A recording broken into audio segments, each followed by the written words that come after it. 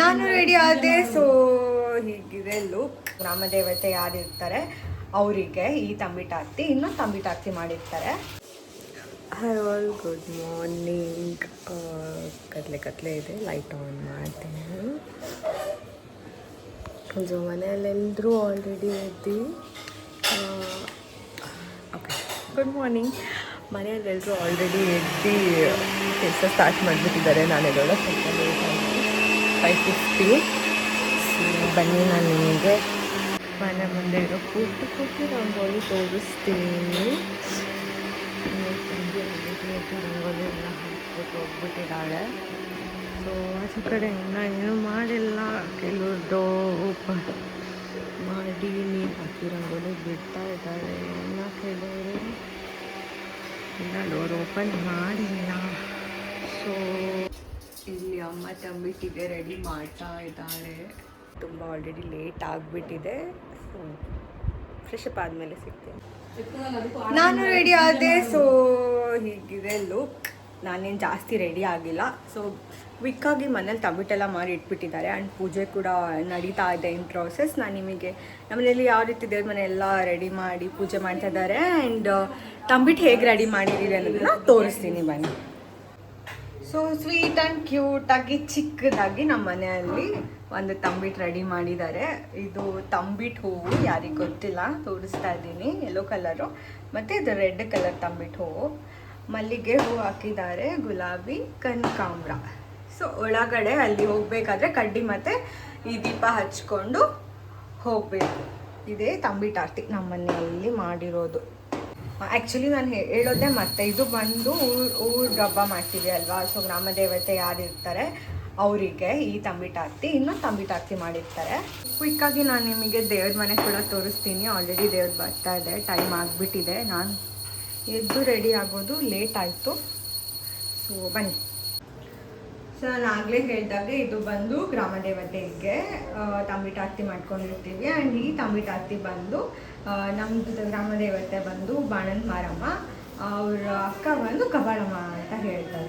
So ಆ ಕಬಾಳಮ್ಮಂಗೆ ಒಂದು ಆರತಿ, ಅದನ್ನು ಮನೆಯಲ್ಲೇ ಮಾಡಿ ಎದುರಾತಿ ಎದ್ಬಿಟ್ಟು ಇಡ್ತೀವಿ. ಸೊ ಈ ರೀತಿ ನಮ್ಮ ಮನೆಯಲ್ಲಿ ಇವತ್ತು ದೇವ್ರ ಮನೇನ ರೆಡಿ ಮಾಡಿದ್ದಾರೆ.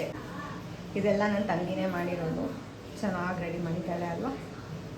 ಸೊ ಮನೆಯಲ್ಲಿ ಪೂಜೆ ಆಯಿತು. ಇನ್ನೇನು ದೇವ್ರ ಹತ್ರ ಬರ್ತಾ ಇದೆ. ಸೊ ತಂಬಿಟ್ಟು ಆರತಿ ತಗೊಂಡು ನನ್ನ ತಂಗಿ, ನಾನು ಹಾಗೆ ಹೇಳಿದಾಗೆ ದೀಪ ಹಚ್ಚಿದ್ದಾಳೆ ಮತ್ತು ಕಡ್ಡಿ ಹಚ್ಚಿದ್ದಾಳೆ. ತಂಬಿಟ್ಟು ಆರತಿ ತಗೊಂಡು ಹೋಗೋದಕ್ಕೆ ರೆಡಿ ಆಗಿದ್ದಾಳೆ, ಕ್ಯೂಟಿ ಪೈ. ಸೊ ಟೋಟಲು ಎಲ್ಲರೂ ಹೋಗೋದಕ್ಕೆ ರೆಡಿಯಾಗಿ ನಿಂತಿದ್ದಾರೆ.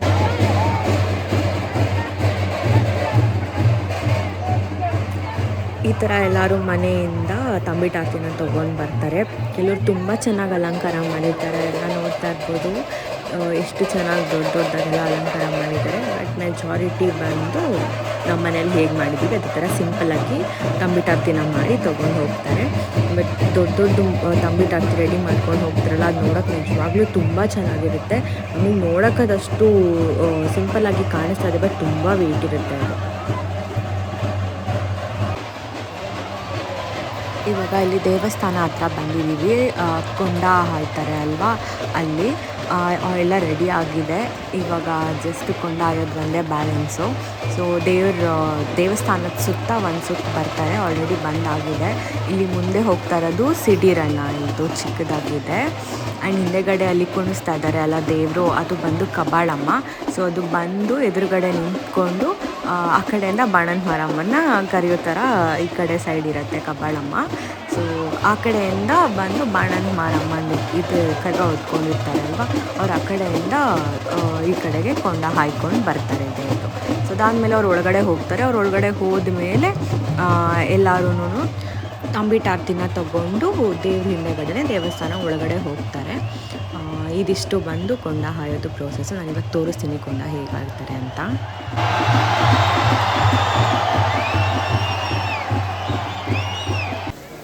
ಕೊಂಡ ಎಲ್ಲ ಆದಮೇಲೆ ಕೊಂಡಕ್ಕೆ ಯಾರಾದರೂ ಹರಕೆ ಮಾಡ್ಕೊಂಡಿರ್ತಾರಲ್ಲ, ಅವರು ಉಪ್ಪು, ಹರಳು ಅಂದರೆ ಹರಳು ಬೀಜ, ಆಮೇಲೆ ಏಲಕ್ಕಿ, ಮೆಣಸು, ಈ ಥರ ಏನಾದರೂ ಏನು ಹರಿಸ್ಕೊಂಡಿರ್ತಾರೋ ಅದನ್ನು ಇಲ್ಲಿ ಕೊಂಡಕ್ಕೆ ಹಾಕ್ತಾರೆ. ಇಲ್ಲಿ ಅದನ್ನೇ ಮಾಡ್ತಾಯಿದ್ದಾರೆ.